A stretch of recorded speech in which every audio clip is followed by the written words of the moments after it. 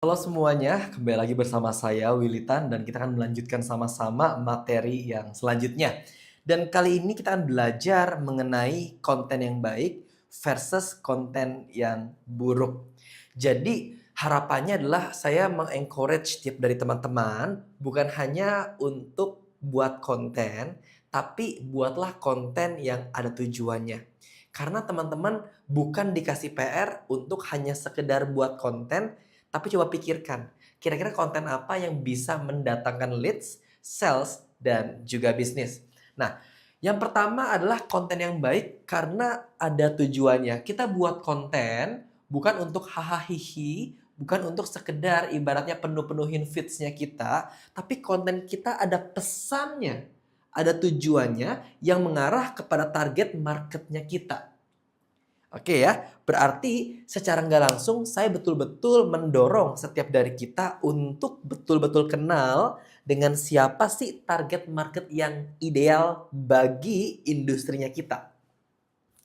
Oke, kita udah belajar sama-sama mengenai niche, sub-niche, dan micro-niche. Nah, ini semuanya tujuannya apa sih? Agar kita lebih paham dengan spesifik siapa kira-kira yang akan kita pilih sebagai target marketnya kita. Kalau kita nggak kenal sama siapa target marketnya kita, alhasil apa yang terjadi?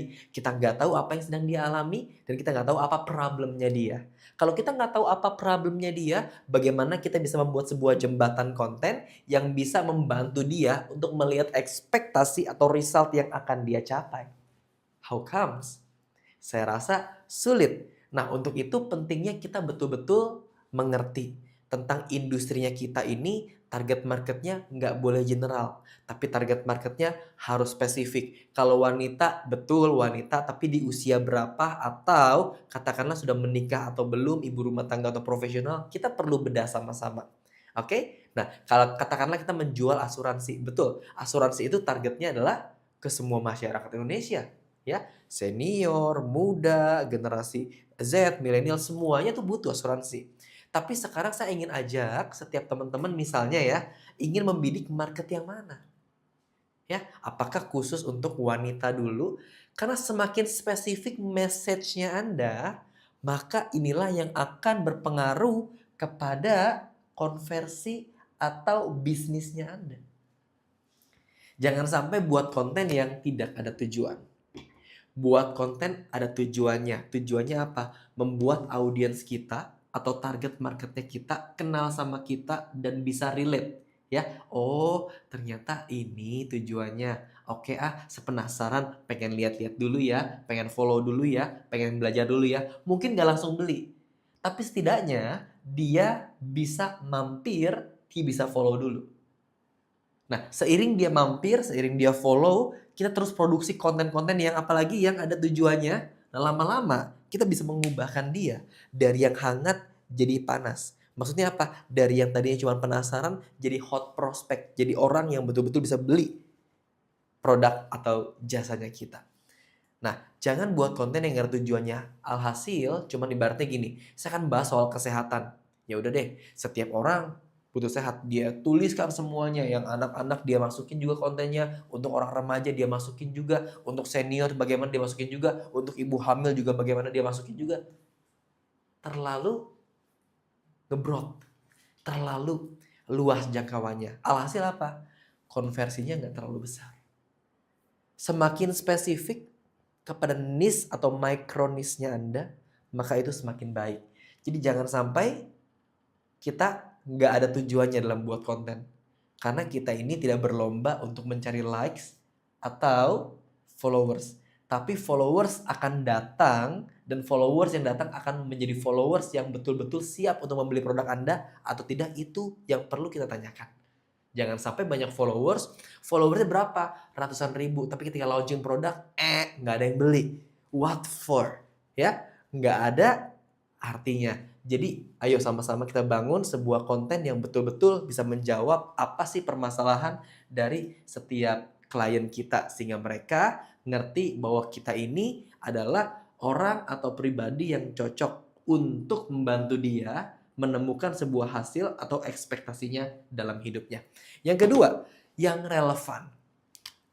Relevan ini berarti kita harus ngerti dengan who. Siapa target marketnya kita?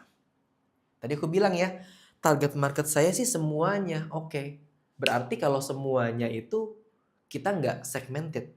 Ibaratnya kita menjual sebuah produk yang bisa dibeli sama lapisan atau secara demografi dari muda sampai senior bisa beli.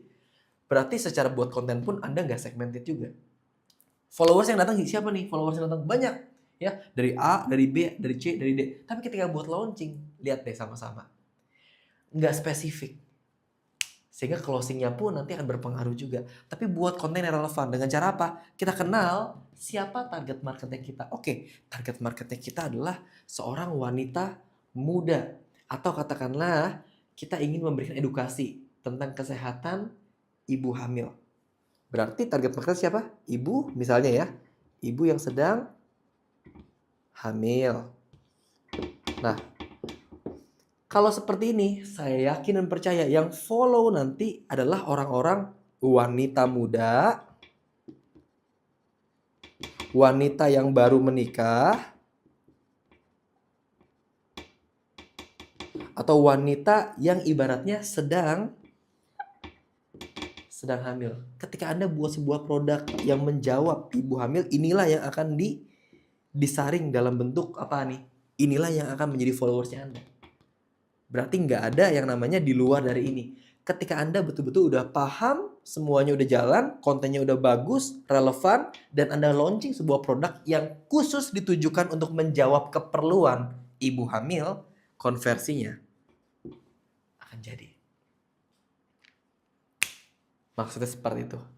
Buatlah konten yang relevan dan janganlah buat konten yang tidak relevan. Tapi coach nggak apa-apa lah buat ngisi waktu luang. Iya, tapi buang-buang waktu juga nanti akhirnya. Akhirnya Anda membangun sebuah account ya yang tidak diisi oleh target market Anda. Sehingga ketika membuat sebuah produk atau launching sebuah produk, nggak ada yang beli. Buat apa? Oke, tapi ayo bangun sama-sama personal branding Anda dan tentukan siapa target market Anda sehingga Anda bisa membuat yang namanya konten yang memiliki tujuan dan ada relevansinya dengan target marketnya Anda. Sekian kali kita belajar sama-sama mengenai konten yang baik versus konten yang buruk. Semoga teman-teman mengerti tentang esensi dari ini adalah untuk menjangkau target market yang tepat sehingga nantinya setiap followers yang ada siap untuk membeli produk yang ingin Anda jual. Terima kasih dan sampai jumpa di materi selanjutnya.